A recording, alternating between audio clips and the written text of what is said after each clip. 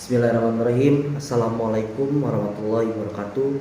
Salam sejahtera bagi kita semua. Salam Om Swastiastu, salam budaya bagi kita semua. Perkenalkan, nama saya Andreas Abai Saputra dari kelompok 3 mahasiswa program studi Pendidikan Pancasila dan Kewarganegaraan Universitas Sultan Ageng Tirtayasa. Pada kesempatan kali ini saya akan mempresentasikan hasil daripada proposal kami yang berjudul analisis mengenai perguruan tinggi batal mendapatkan jatah kelola tambang. Baik, masuk ke dalam latar belakang proposal ini adanya. Sebelum masuk latar batal, proposal ini kami susun sebagai respon terhadap isu kebijakan sumber daya alam yang akhir-akhir ini menjadi perhatian lebih oleh publik, khususnya terkait peran kampus dalam pengelolaan kekayaan negara. Oke. Sebelum masuk ke dalam poin-poin dari bab 1, bab 2, bab 3, bab 4 maupun bab 5, yaitu yang pertama adanya latar belakang.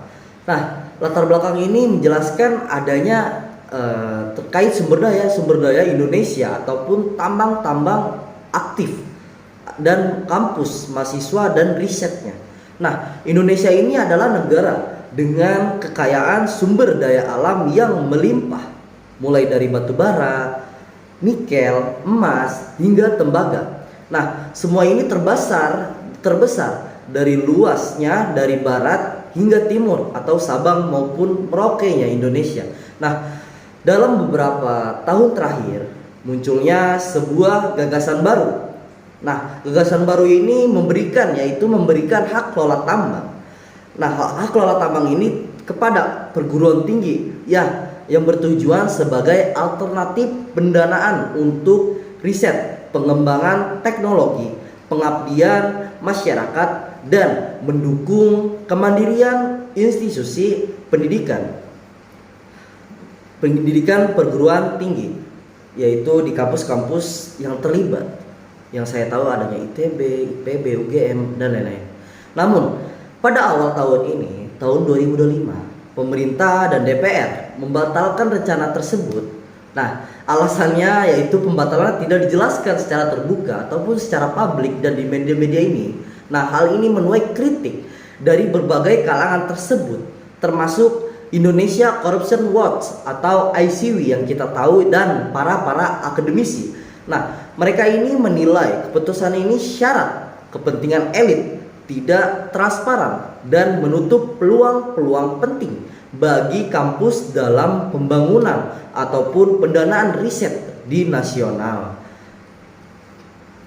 Padahal dalam sistem demokrasi, kampus ini memiliki peran strategis sebagai pusat pengetahuan, pemikiran kritis dan agen perubahan sosial. Nah, maka dari itu pembatalan ini perlu dikaji secara lebih mendalam dan objektif terhadap permasalahan ini gitu. Jadi tidak diam saja gitu. Masuk ke dalam rumusan masalah dan tujuan penelitian ini. Rumusan masalah ini kami kelompok 3 akan membawakan pertanyaan-pertanyaan dalam proposal ini terkait permasalahan ini gitu. Kenapa kita buat, dan ada pun rumusan masalah dan tujuan penelitiannya. Nah, rumusan masalah ini adalah yang pertama, apa saja sih resiko yang dihadapi perguruan tinggi akibat pembatalan hak kelola tambang. Nah, yang kedua adanya apa penyebab utama dari kegagalan implementasi kebijakan ini. Yang ketiga, bagaimana dampak pembatalan ini atau pembatalan pembagian jatah ini terhadap pendanaan riset dan pengembangan kampus, bagaimana gitu. Nah, adapun tadi tujuan penelitian. Tujuan penelitian ini yaitu adanya menganalisis keuntungan dan kerugian bagi kampus terkait wacana kelola tambang. Yang kedua adanya mengungkap dinamika politik dan struktur kekuasaan yang mempengaruhi pembatalan kebijakan ini gitu. Yang ketiga, menilai dampak kebijakan terhadap keberlangsungan tridharma perguruan tinggi. Oke, masuk ke dalam, dengan kata lain, penelitian ini juga berupaya menggali informasi ataupun relasi-relasi antara kebijakan publik, politik, kekuasaan, dan peran-peran perguruan tinggi dalam pengelolaan sumber daya ini gitu. Oke, masuk ke dalam poin kajian teori. Nah, kajian teori ini kami membawakan kajian-kajian teori, ada satu persatu gitu teori yang kami bawakan terkait elit politik, terkait tambang, dan terkait good governance. Nah, penelitian ini juga menggunakan pendekatan multi teori sebagai pisau analisis utama. Nah, itu yang menjadi analisis utama kita gitu. Nah, yang pertama adanya teori kebijakan publik. Nah, teori ini menjelaskan bagaimana perumusan dan pembatalan kebijakan tambang ini berlangsung. Apakah melibatkan partisipasi publik dan apa ada berbasis data atau justru elitis dan tertutup. Yang kedua adanya teori oligarki dan elitisme, menggambarkan dominasi kelompok elit dalam pengambilan keputusan penting, terutama sektor strategis seperti pertambangan ini gitu. Terkait permasalahan kampus seringkali dalam sistem yang sangat terintegrasi ini, teori masuk ke dalam teori good governance, menilai sejauh mana prinsip transparansi, akuntabilitas, dan partisipasi dihadirkan dalam proses kebijakan pembatalan tersebut. Nah, putusan ini yang baik seharusnya adil dan inklusif secara terbuka dan dijelaskan secara jelas gitu. Nah, masuk ke dalam teori strategis kampus perguruan tinggi. Nah, perguruan tinggi ini bukan sekedar lembaga akademik, tapi juga agen transformasi sosial dan pembangunan. Keterlibatan dalam sektor vital bisa memberikan dampak jangka panjang terhadap sumber daya manusia dan inovasi. Masuk ke dalam teori pembangunan berkelanjutan. Teori ini menjadi kerangka untuk menilai apakah kampus ini mampu mengelola tambang tanpa merusak lingkungan dan mengorbankan. Nah, masuk ke dalam teori kelima. Kelima teori ini melengkapi untuk melihat permasalahan secara utuh, tidak hanya dari sisi ekonomi atau politik saja. Namun ini tuh sangat menyatu sekali gitu. Dalam teori ini menjelaskan secara keseluruhan. Masuk ke dalam metodologi penelitian. Kami membawakan secara metode, yaitu metode kualitatif, pengumpulan data dari berita, jurnal, undang-undang, minerba. Nah, penelitian ini juga bersifat deskriptif, kualitatif. Tujuannya untuk menggambarkan fenomena secara mendalam melalui data naratif dan analisis kritis. Oke. Nah, teknik pengumpulan data.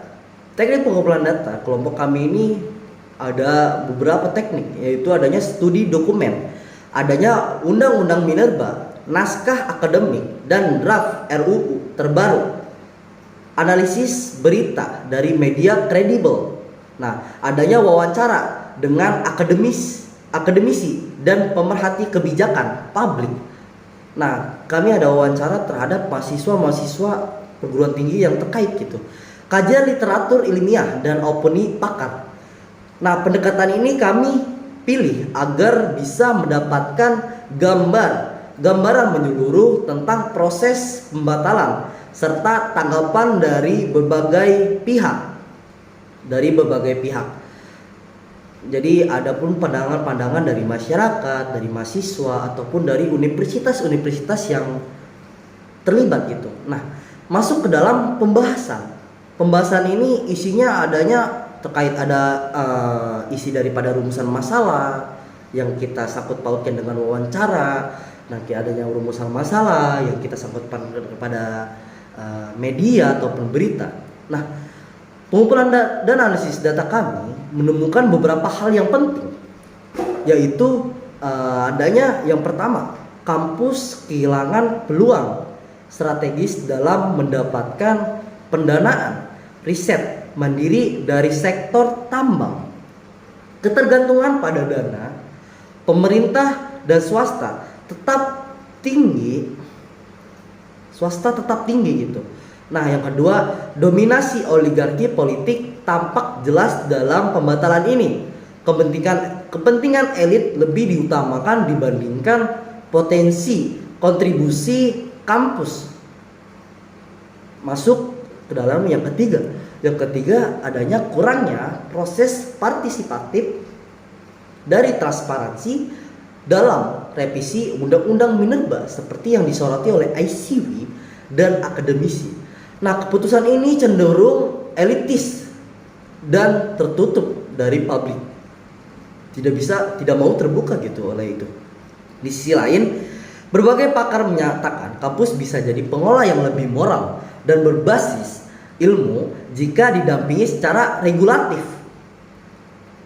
Yang kelima, namun masih ada keraguan terhadap kesiapan kampus, terutama dalam aspek teknis, manajerial, dan pengawasan lingkungan. Nah, dalam temuan ini menunjukkan bahwa pembatalan ini bukan hanya soal legalitas, tapi juga soal politik, kekuasaan, dan struktur ketimpangan pengelolaan sumber daya alam.